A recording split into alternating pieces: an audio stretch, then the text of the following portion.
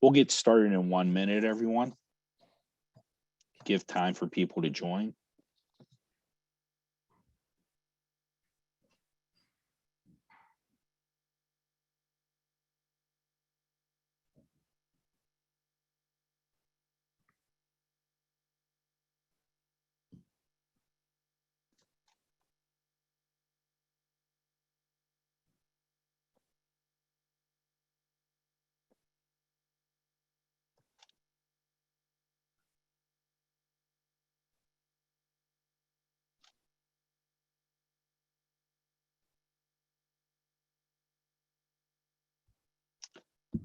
Well, welcome everyone to our American Heart Association's Palliative Hospice Heart Failure Certification webinar.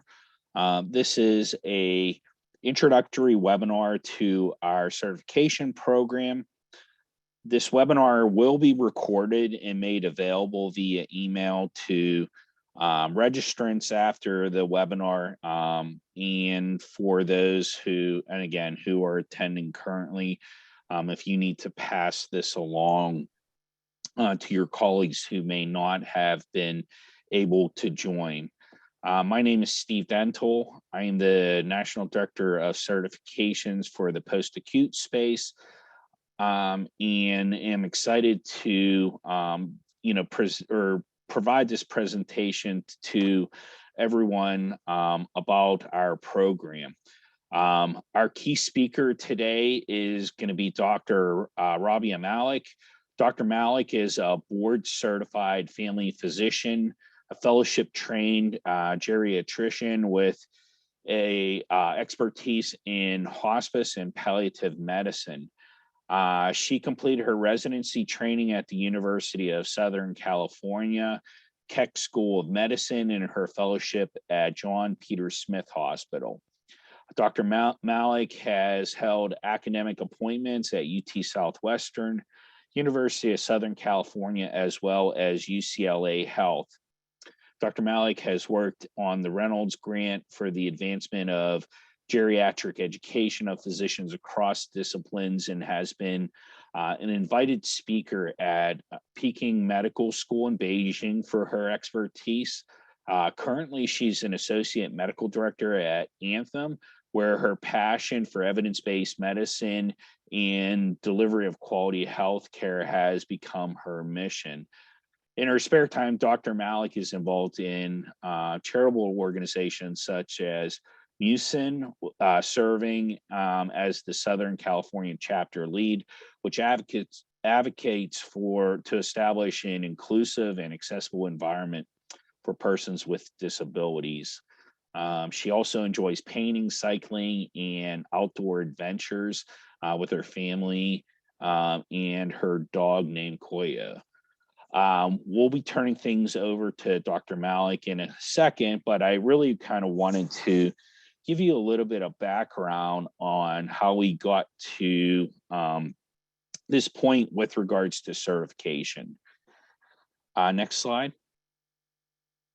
So for those of you that may not be completely familiar with everything the American Heart Association does, or has a little bit of knowledge, as you can see by this cartoon, this really gives a considerable view as to all the things that we're engaged with within the community.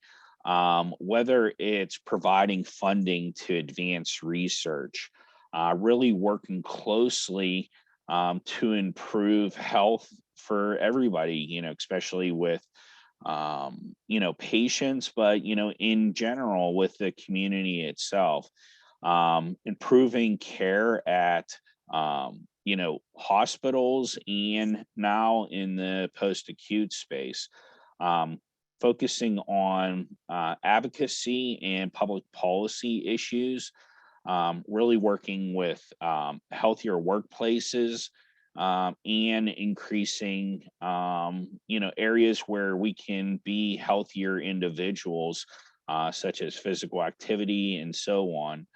Again, working with schools, and really addressing social determinants of health, which are a major factor and actually are built into our certification programs. And engaging with the causes that we have out there. We do, as I mentioned, advocacy, but we have a lot of events that you may be familiar with that brings a lot of information, such as our Heart Walk, Heart Balls, and Go Red for Women events. Addison, next slide.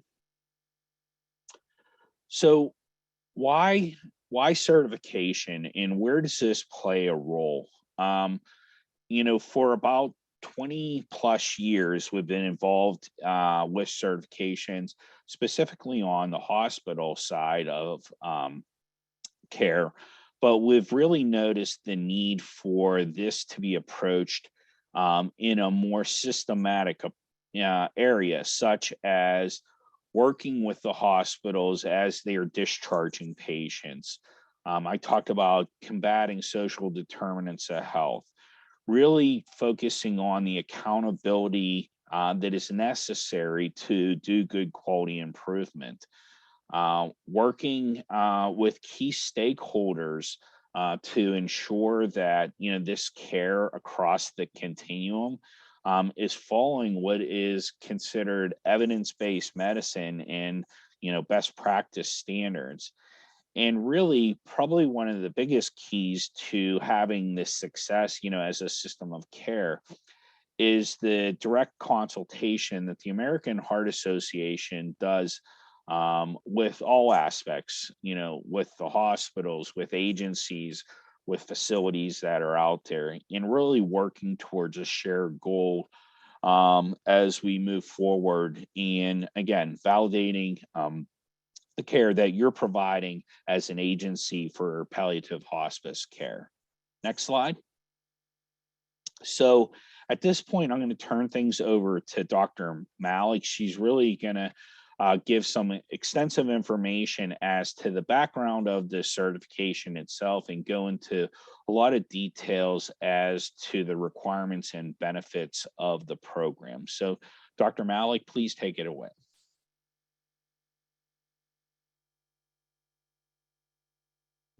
Hi, everybody. Good morning. Happy St. Patrick's Day. Thanks, Stephen. I appreciate it. So let's talk a little bit about the background. Addison, there we go. So 1 in 5 people will develop heart failure in their lifetime. Next slide, please. On this graph, you can see that there are it's broken down into several categories. This is quite complex. What I'd like to do is just, Addison, can you go back? Can you go to the next slide? And we'll come back to this. Okay. So now if 1 in 5 patients are diagnosed with heart failure, I want you to take a couple of key points. About 50% of the patients with heart failure die within the first 5 years of diagnosis. Approximately 1 in 3 of those patients with heart failure will utilize palliative hospice care. So it's only about 30%. And there are approximately 5,000 palliative hospice agencies in the United States. So if you consider that about 50% of the patients with heart failure dying within the first 5 years, the role of palliative and hospice is managing these chronic conditions. Compared to other chronic illnesses, patients with heart failure have more impairment in the quality of life. This can be attributed to exacerbation of symptoms and caregivers being unprepared to manage those symptoms. 1 in 8 deaths have heart failure listed on the death certificate. Patients with heart failure that are discharged to hospice have a median survival of 11 days, with about 34.1% mortality within the first 3 days. Next slide.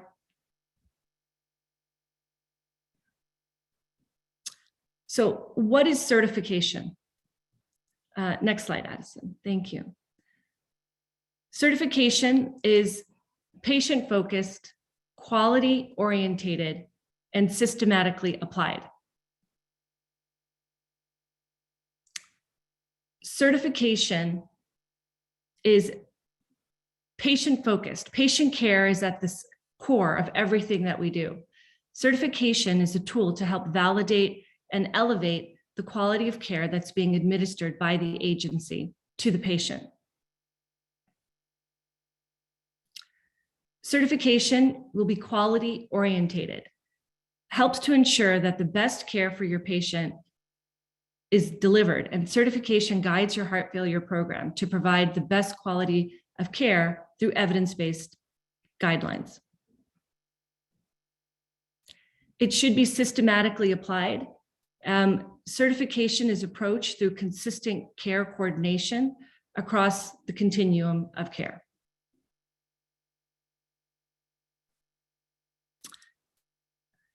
So I'm going to talk a little bit first about the American Heart Association's commitment to quality, our mission, our vision, and our approach.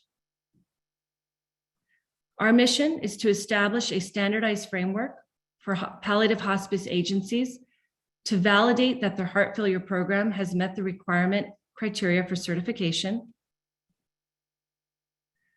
Our vision is to improve the quality of care and life for heart failure patients during the final stages of treatment.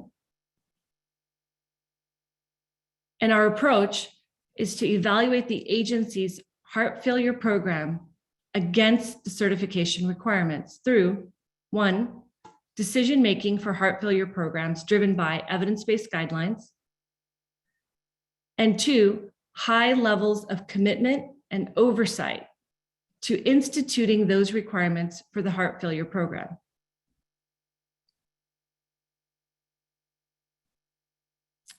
Foundations of certification, eligibility requirements and process. So before I get into that, I do want to talk about many of the things I'm going to be discussing are something that agencies are already doing. And really what the role is here is for you to get credit for and elevate and validate the program so that you can improve your organization, the organizational structure, and you'll have the metrics to prove it. So next slide, Addison, thank you. So in order to be eligible for the program, the Palliative Hospice Agency should be located in the United States or the US territory. The agency should demonstrate a heart failure program that, one, uses a standardized method of delivering services based on current evidence-based American Heart Association guidelines, and two, adherence to evidence-based requirements aimed at improving care and outcomes for heart failure patients in the palliative hospice setting.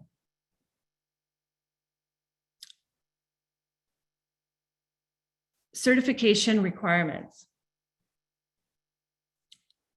So the first thing it should include is program management, which is an organizational structure for the program. And this is defined by having clearly outlined mission, goals, and scope. Personnel education, which is the monitoring and management of heart failure patients through having knowledge, experience, and training. Patient and caregiver education, which is individualized heart failure education and support provided to the patient and the caregiver. Care coordination, which is demonstrating coordination across the continuum of system of care for heart failure patients. Clinical management, which is having the providers to have the ability to deliver the program. And then, of course, the metrics, performance management, which is ongoing quality improvement, measuring the adherence and evidence-based guidelines at improving care for heart failure patients.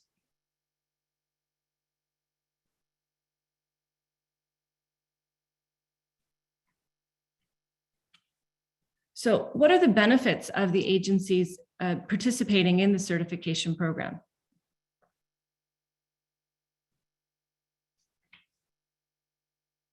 Of course, there's the benefits to the patients and the caregivers. They now have the assurance that the care that that's being delivered to them, that they're receiving, is essentially certified. Knowledge that the agency can provide services designed by the heart failure and palliative hospice experts using a professional evaluation criteria supported by the American Heart Association science. And then confidence that the heart failure treatment is coordinated from the time of admission through the palliative hospice care.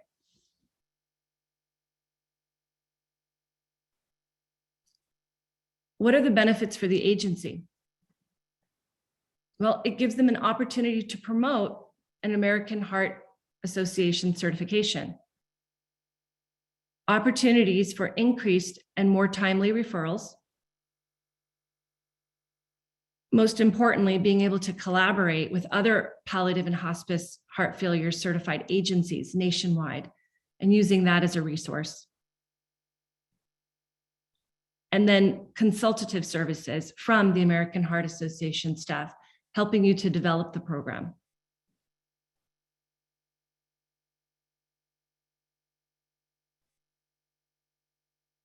Benefits for referral sources and insurance providers. Support care coordination and communication between referral source and agencies, enhancing the continuum of care for the patient. Provide confidence that the agency's heart failure program is based on standards built by the American Heart Association science. And then opportunity to demonstrate quality of care of program throughout measures and metrics.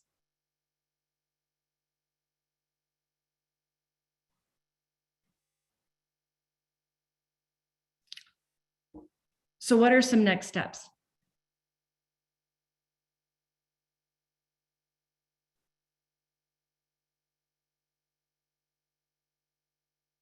So, Dr. Malik, this is kind of, I'll take over here and kind of go through the different components of it. So, for those agencies that are interested in pursuing this certification, the first step would be to sign a contractual agreement, or the first step would be to let us know that you're interested in pursuing this, and then we would work with you to sign a contractual agreement.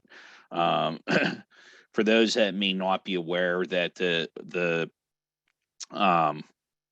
certification is a 3-year certification, and you would go through the process, and we'll kind of go through the rest of this.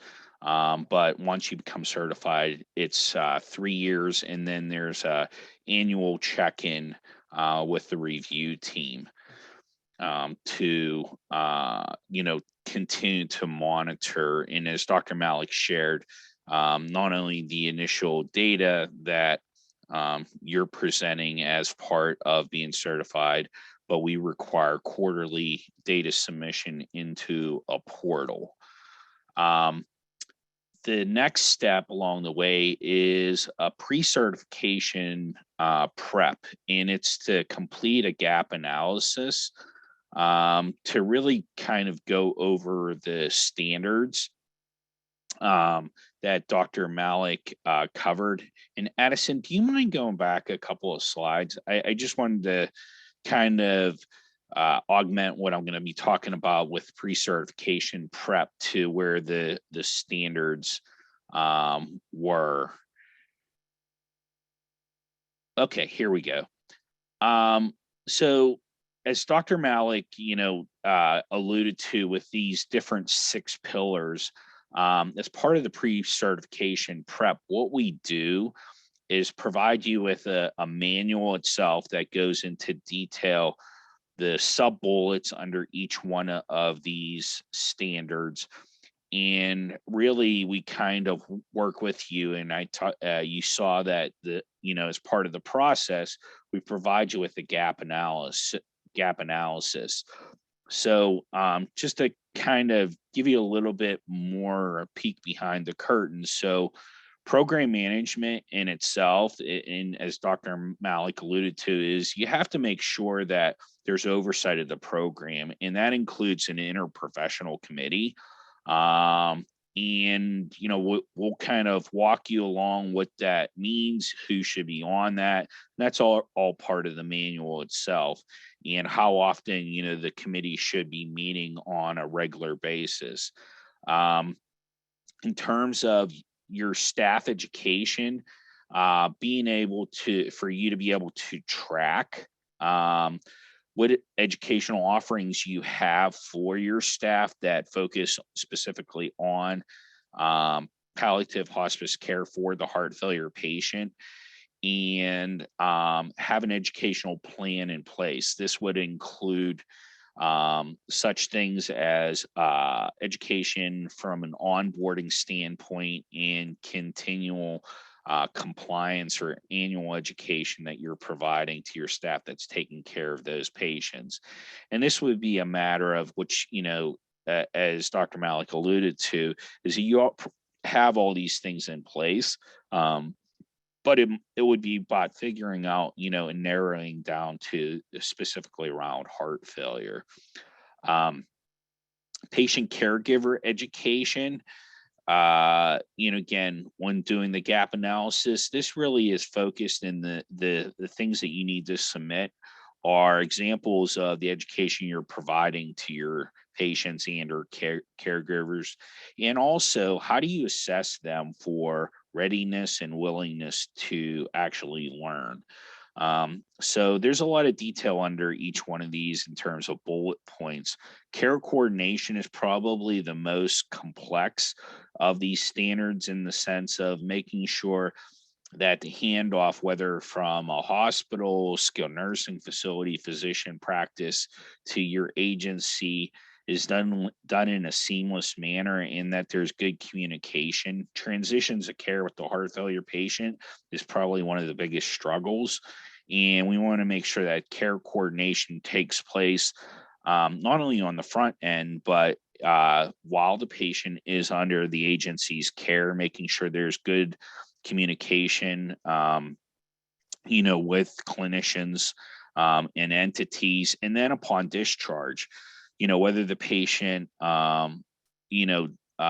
dies or potentially is transferred off of hospice, which, takes place in roughly about 20% of the patient population out there.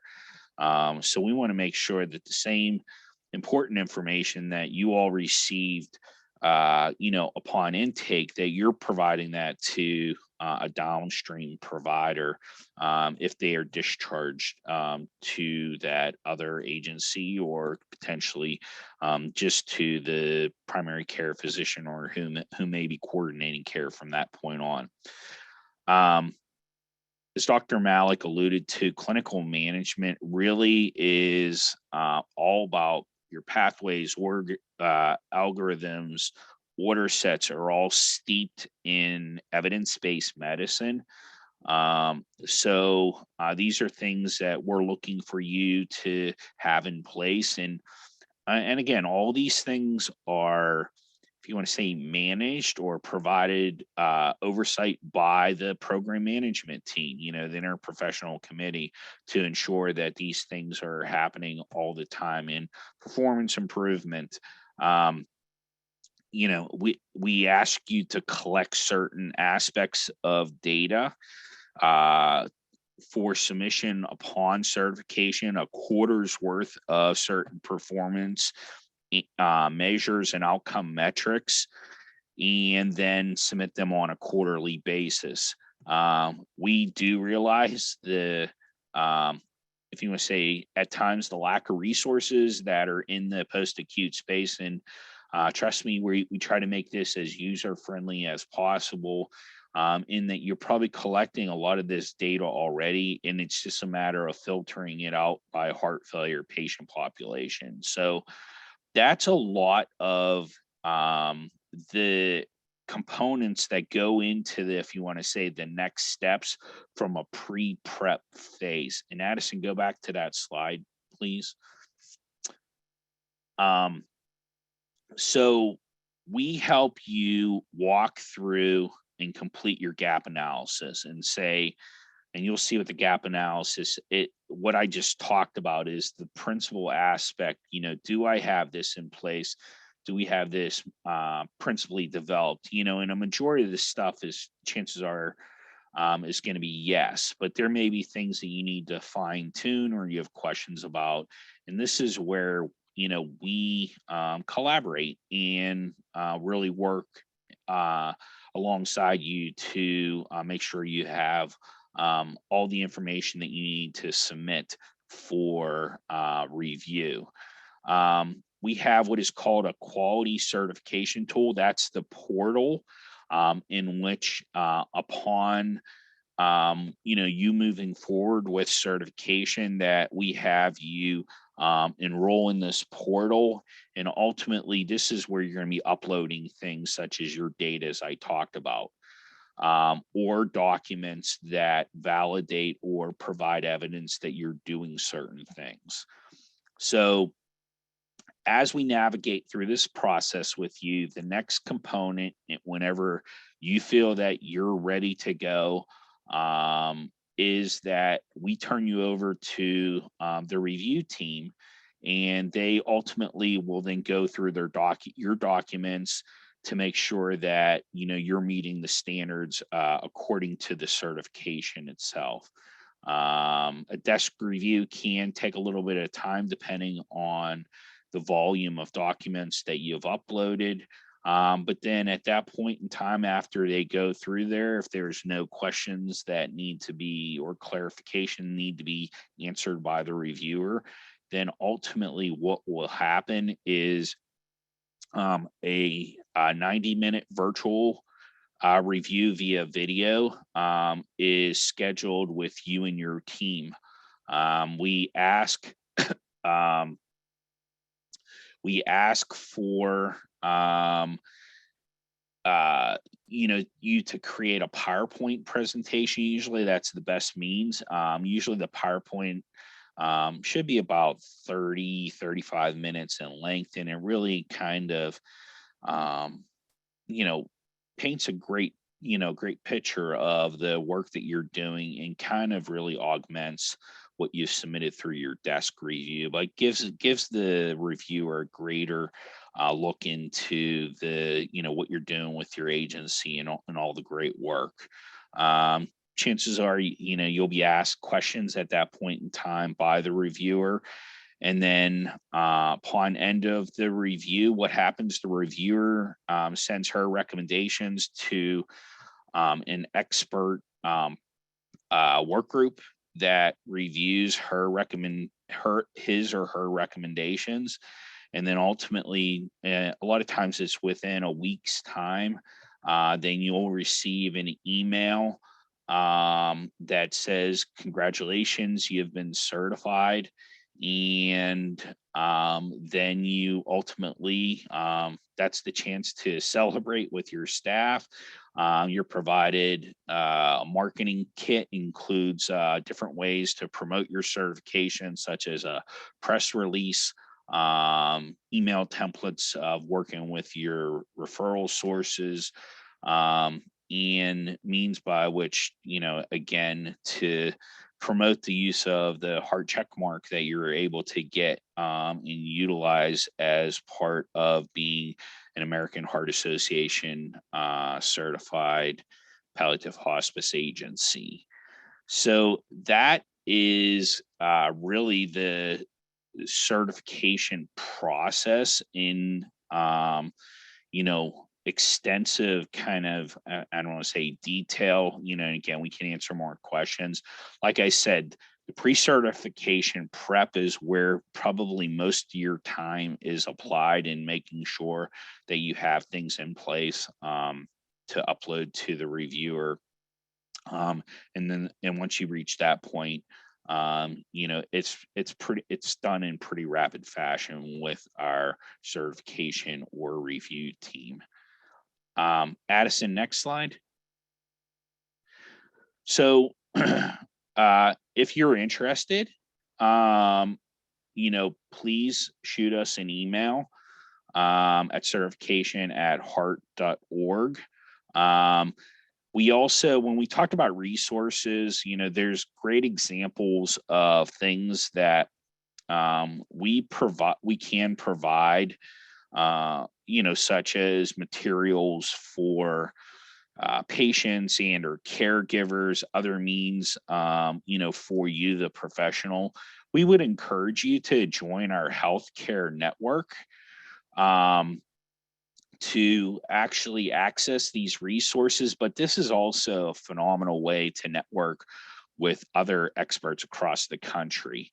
It really is an area where you can connect with people specifically. The way our network, there's close to about 15,000 individuals who are part of our network, and they're divided up into your own private communities. So for palliative hospice, you'll be connected with other palliative hospice experts, whether that's clinical individuals or administrators. So there's a great way to communicate, be able to share best practices, or even ask questions of your colleagues across the country. We're trying to actually create a great environment and community where, people can really best practice share, which is a key foundation of the American Heart Association. And like I said, there's great examples of different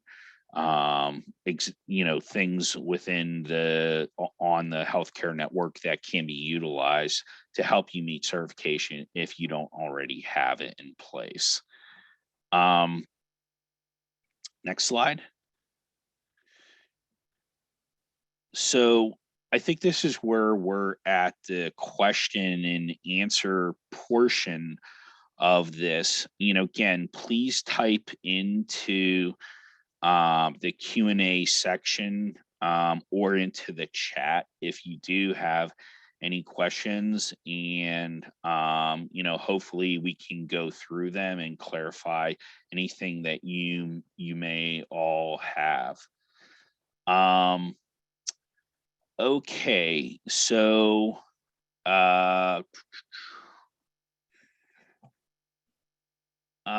let me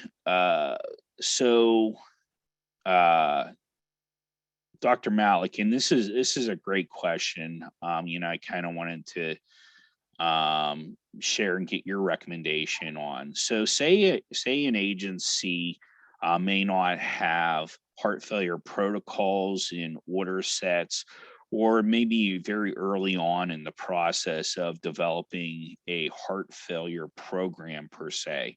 What are your recommendations as a clinician, as some, good steps or ways in which they can move forward with, potentially moving forward with having a more robust heart failure program for agencies? Yeah. So, you'd be surprised. You're probably doing a lot of this already. And yes, there was a question here: is will the American Heart Association be able to help fill in some of those gaps?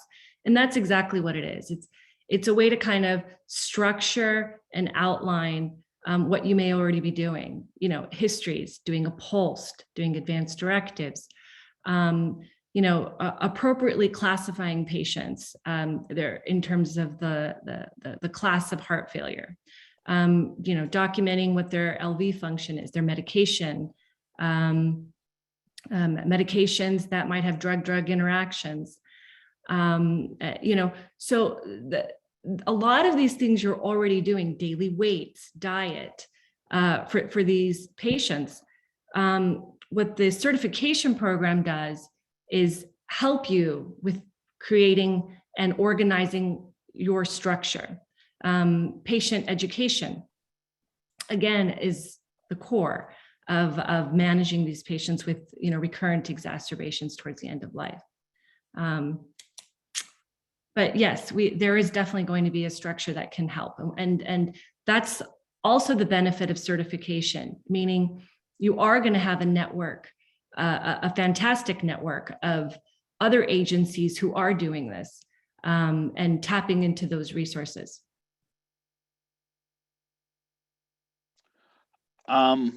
Okay, so one of the questions that has come up, is if we are participating in the NPHI cardiac program, are the best practices and metrics the same? And can we continue with the NPHI program, still get certified with the AHA? So the NPHI cardiac program actually is a great resource as to, having a heart failure program in place. It can be a means by which, you provide evidence that, you're providing components of, of a heart failure program, as you look at the requirements that we have. The metrics and measures that we have are probably slightly different than what it is that you may be asked to collect with them. You do have to, make sure that, and we give you detailed descriptions as to what you need to collect, and submit for our certification program. And those measures and metrics, are part of the certification manual, which we can provide to you. If you're interested in pursuing the certification program itself.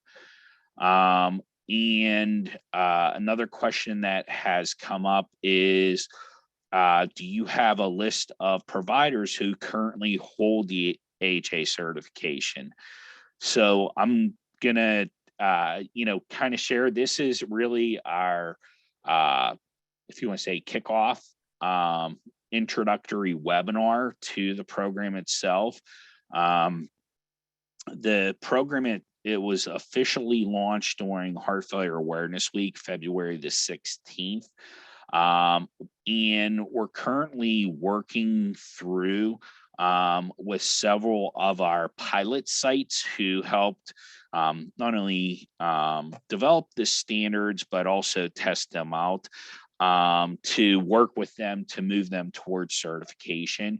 But this would be a great opportunity for you. We do not currently have anyone certified at this point, to be the first in your state, region, area to hold this certification. As I said,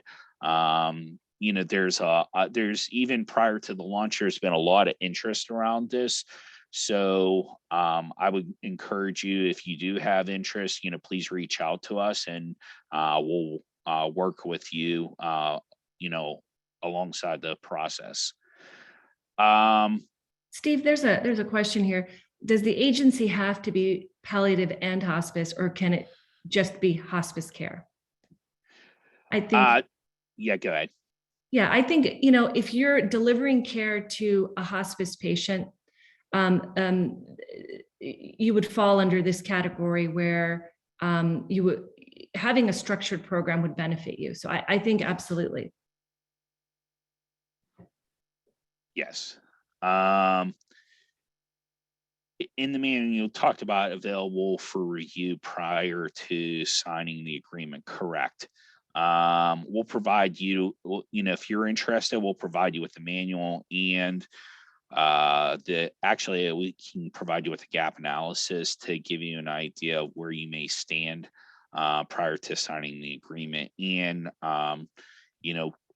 good question. What is the cost? The cost is $2,000 per year.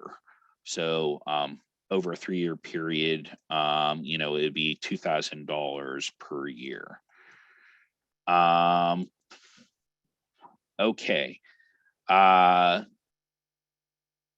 Dr. Malik. Okay. This is I think a great clinical question. I'm going to kind of refer to you on. It says, we know that heart failure management goals for patients outside of hospice looks different than those of patients living with heart failure in hospice? Have those considerations been built into evidence-based recommendations for clinical management? Yeah, hospital-based and outpatient. Is that what I understood? No, I think it's just that management for goals for patients outside of hospice for the heart failure population may look slightly different than those that upon being under the care of hospice. Have those considerations been built into evidence-based recommendations for clinical management? I think it's the criteria that we have listed for the certification is fairly broad and can be applicable to both. I don't think it's very restrictive. So I think both would fall under that category. Thank you. So is this certification intended for hospital health system based palliative care programs in addition to the community agencies? So typically, and I'll kind of, this is for the agencies themselves. Again, that's where there are components, that's why, especially working with the experts that help develop, there are a lot of components of palliative care that are delivered by the agencies themselves that lead into this around a heart failure component. So it's the agencies themselves that it gets certified, not necessarily an individual itself. The agency can be, if you want to say owned, or driven by the hospital or the healthcare system. But it's an agency certification, not an individual certification itself.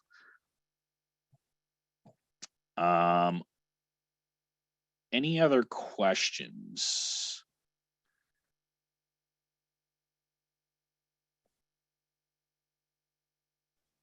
We have a question in the Q&A.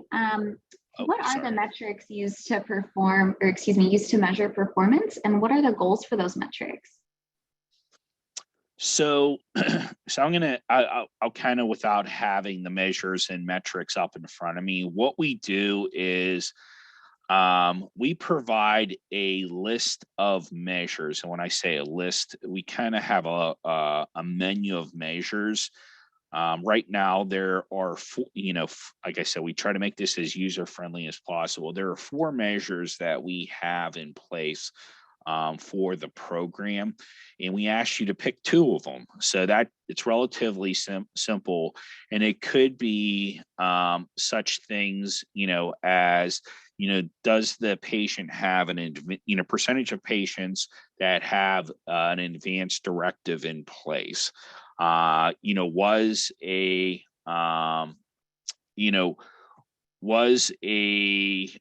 order set, and I'm drawing a blank without having it up in front of me. Hold on a second. Let me just pull it up real quick. Here, I have it right in front of me.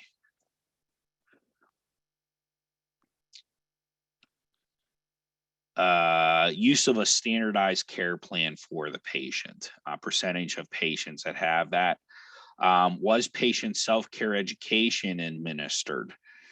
Percentage of patients, and then monitoring fluid overload. It's actually a 2-part measure that we ask, if the patient had evidence of fluid monitoring within each nursing assessment, and if they did have fluid overload, is there an escalation protocol that was executed as a result of documented symptoms of fluid overload? So you get to choose between 2 of them to track on an ongoing basis. And then we have certain metrics that all 4 metrics are required. Number 1 is we want you to be able to track how many heart failure, how many patients are admitted under your program with a primary heart failure diagnosis.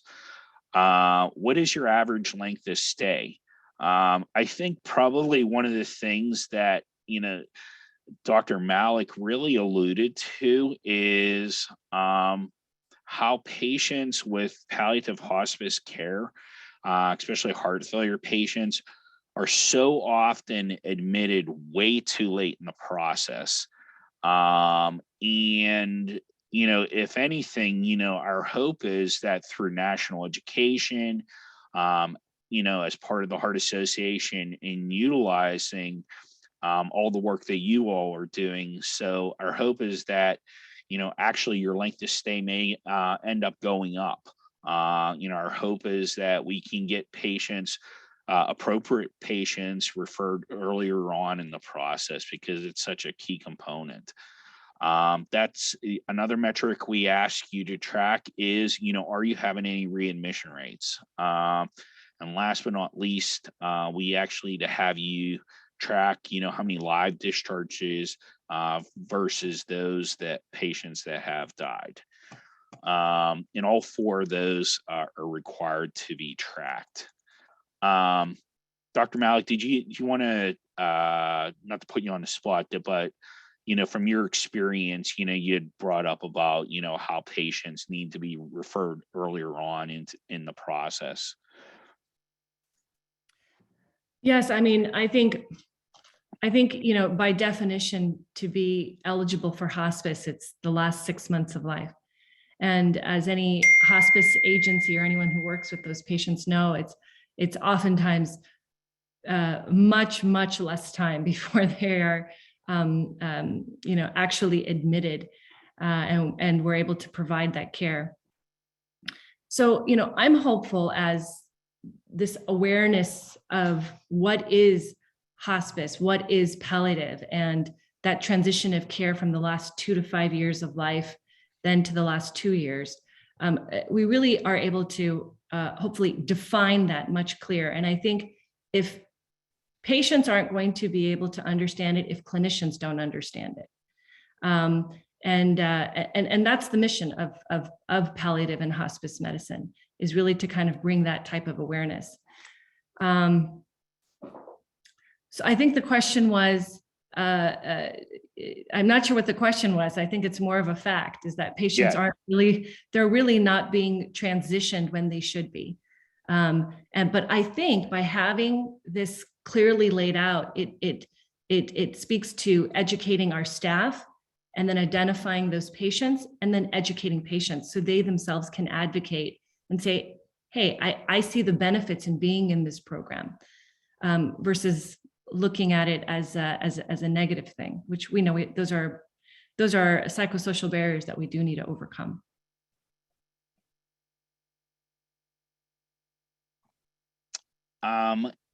I think we're at the end of our time. Appreciate everyone's involvement. And again, I think there was just a question that popped up. Yes, there is an annual fee to participate. To become certified, the annual fee is $2,000 to go through the certification process and become certified. But I really wanted to thank all our participants on the call today. Thank you. There's been, like I said, a lot of interest around this, and can't thank you all enough for taking the time out of your busy schedules to listen to what it is that, how we can collaborate with you. And Dr. Malik, thank you so much, for your expertise in, your guidance, as it relates to this program. Again, we look forward to hopefully talking to you in the near future, and information that was provided, and we'll send out a follow-up email to be able to guide you to a direct area where you can get additional information. But certification at heart.org email address is probably the easiest way to say, hey, I'm interested in pursuing this certification. Can you send me more information? So again, thank you to everybody on the call, and have a great day. Thank you. Thanks.